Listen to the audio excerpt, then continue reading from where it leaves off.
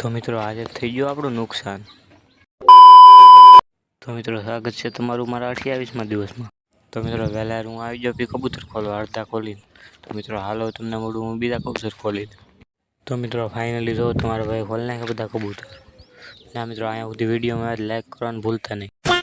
કબૂતર ખોલીને પછી મેં નાખી દીધી કબૂતરને શેણ। અને આ મિત્રો પછી આપણે ઉડાડી દીધા આપણે 5 કબૂતર।